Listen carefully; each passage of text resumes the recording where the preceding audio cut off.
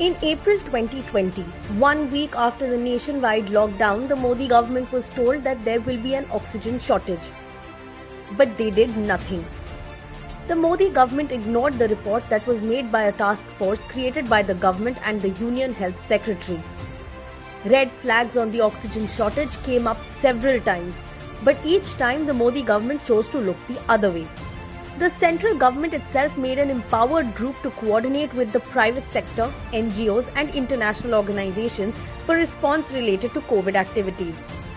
In the meeting held on 1st April last year, the empowered group said, in the coming days, India could face a shortage of oxygen supplies. This meeting, which was headed by Niti Aayog CEO Amitabh Kant, was attended by members from NDMA, PMO Office, Ministry of Home Affairs, Ministry of External Affairs, Cabinet Secretariat and India's Principal Scientific Advisor K. Vijay Raghavan, along with many others.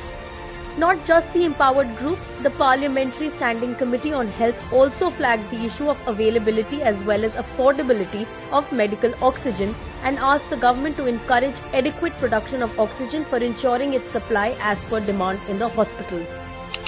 On 16th October last year, Union Health Secretary Rajesh Bhushan also highlighted the use of non-invasive oxygen in COVID-19 and requested the government to fix the prices and maintain adequate oxygen inventory, since out of the 6,900 MT of medical oxygen that India produces per day, 6,000 MT of oxygen was being used by industries.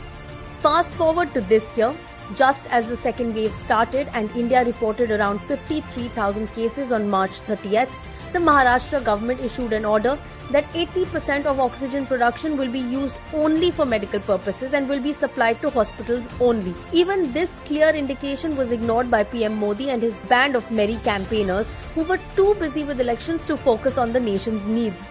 Not until yesterday, April 22nd, did the government implement its ban on oxygen for industrial use.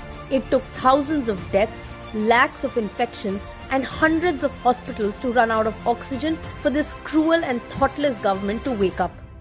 Imagine losing a loved one because they didn't have access to oxygen and then finding out that the government you elected knew this would happen 1 year ago but chose to do nothing about it.